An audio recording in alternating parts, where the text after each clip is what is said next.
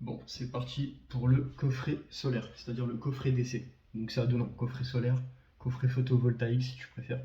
Bon, après tu as le coffret DC. Donc là, je fais une présentation. Donc là, tu as le disjoncteur, voilà.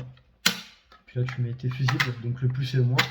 Donc protection des circuits importants, cas de surtension, c'est-à-dire les parafoudres, super important. Donc là, tu le relis à la terre qui est ici, PE, ça passe ici. Bon bah là tout est indiqué, hein. In, out, donc là le plus et le moins tu le fais injecter. Donc là en fait je réexplique hein, pour mieux comprendre en fait. Donc là ça passe ici, tu viens, le plus et le moins, voilà, après ça raccorde le parafoudre, le disjoncteur, voilà. En plus c'est même indiqué, tu vois, c'est vert, et puis là c'est rouge, donc il n'y a rien, et là, clac, c'est activé, ok. Et bah tout simplement, tu fais passer ton plus et ton moins, donc là, et après ça passe carrément à ton onduleur hybride ou soit ton MPPT, vu que tu souhaites être indépendant des fournisseurs d'électricité. C'est parti pour aller poser, donc là, il va falloir que je perce le plastique comme tu peux le constater.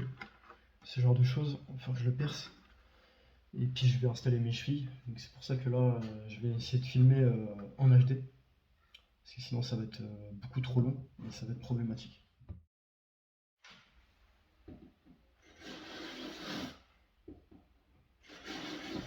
T'as juste à frotter un petit peu, hein. Il n'y a pas grand chose.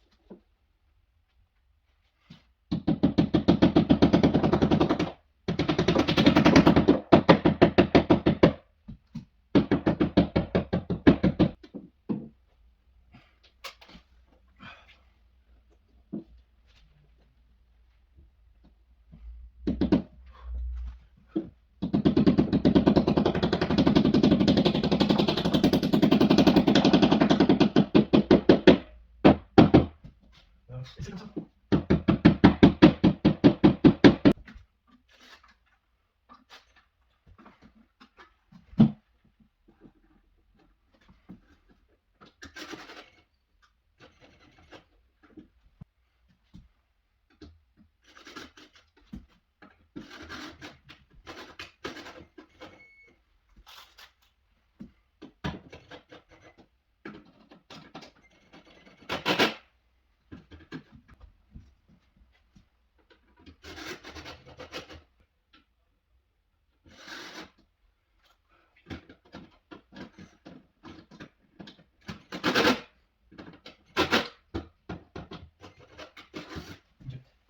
Parce que c'est bizarre cette histoire.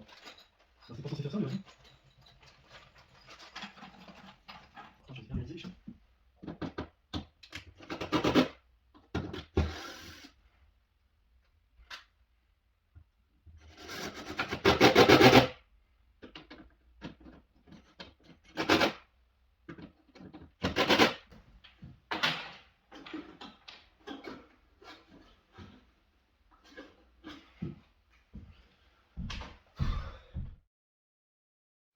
Bon voilà, petit coup de nettoyage, comme on peut le voir.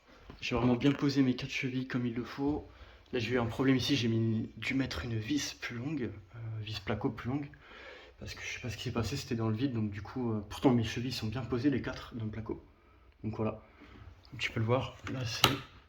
Non, là quand il est en bas il est rouge, et là après il est vert, quand tu fais comme ça. De toute façon je le saurai hein, le jour venu, où que ça va produire. Donc voilà, là t'as tes fusibles. Bon, faut comprendre que je dois faire plus d'1m80, du coup moi ça me va, ici ça me va. Et du coup en fait, quand tu auras le câblage 4 mm qui va passer ici là, bah du coup ça va être tranquille, parce que là je suis très très haut. Et la terre aussi elle va venir d'ici, donc ça va être super pratique pour ici. Après pour le convertisseur, il va falloir vraiment tirer plus de câblage, ouais. Un bon mètre, ou un bon 2 mètres. Parce que là franchement t'as une hauteur sous plafond au moins de 2 mètres, je crois, un truc comme ça. Voire peut-être un peu plus, mais pas grand chose alors. Et out, donc là, ça va aller dans l'MPPT qui va être, ouais, par ici, hein, de toute façon. Un petit peu plus par là, ou de toute façon je verrai bien, hein, le truc le plus pratique, clairement. Mais franchement, surtout, n'oubliez pas que en fait, ça, c'est important. Vraiment, il faut l'avoir, c'est obligé. Ça, c'est obligé de l'avoir, le coffret solaire. Vraiment, il faut protéger tous ces appareils, il faut tout protéger contre la foudre, l'orage, le tonnerre. Très important. Moi, je rigole pas avec ça parce qu'il faut vraiment installer un coffret soit AC ou soit DC, peu importe. Il faut protéger. Donc un coffret AC, c'est un autre sujet, mais c'est le coffret DC, vous êtes obligé dans le solaire, on est obligé de l'avoir. C'est super important.